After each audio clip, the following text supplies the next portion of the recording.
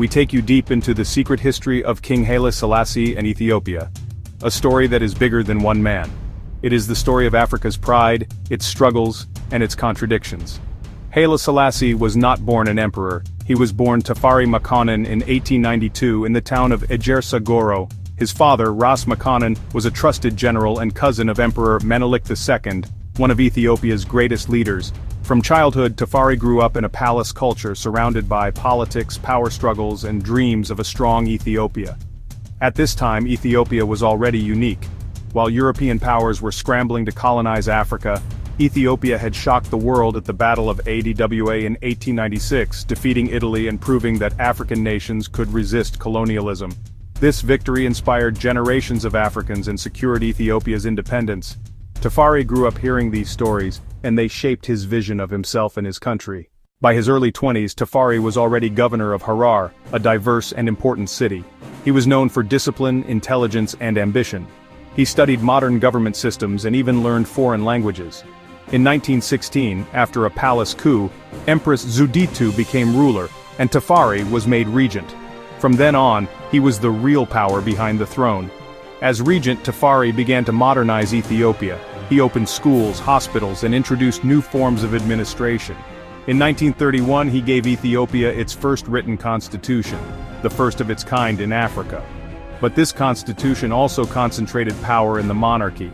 To many, this showed that Tafari was a reformer, but also a man determined to keep ultimate control.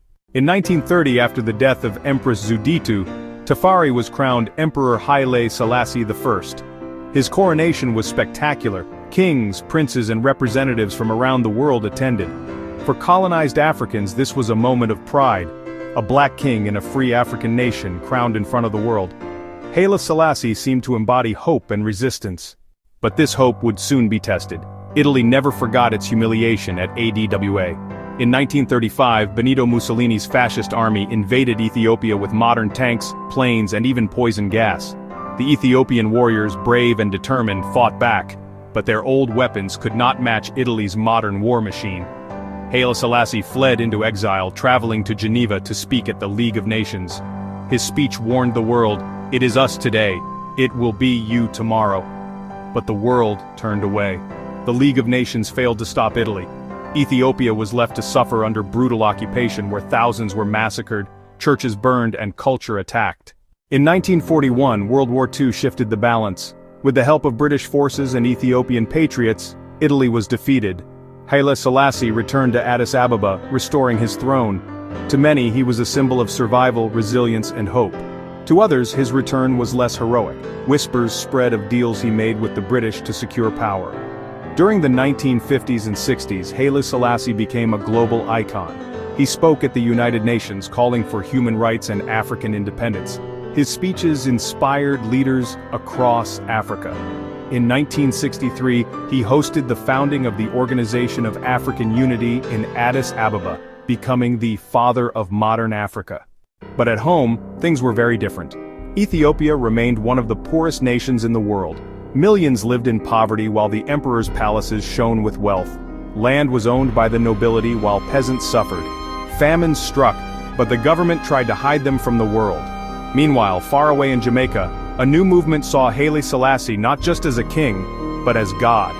The Rastafari movement believed he was the Messiah, the Lion of Judah, the fulfillment of prophecy.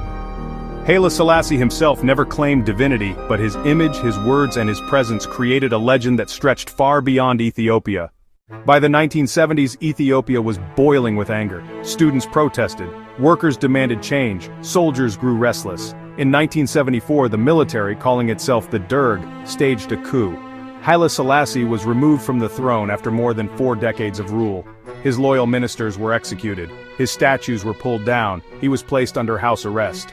In August 1975, Haile Selassie died under mysterious circumstances. The official report claimed illness. Others whispered he was strangled by soldiers.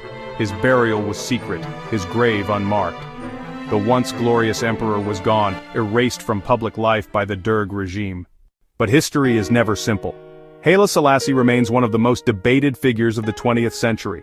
To some, he was a reformer, a modernizer, a man who gave Africa a voice in global politics. To others, he was an absolute monarch who ignored famine and suffering. And yet, one truth is undeniable. Ethiopia's story cannot be told without him.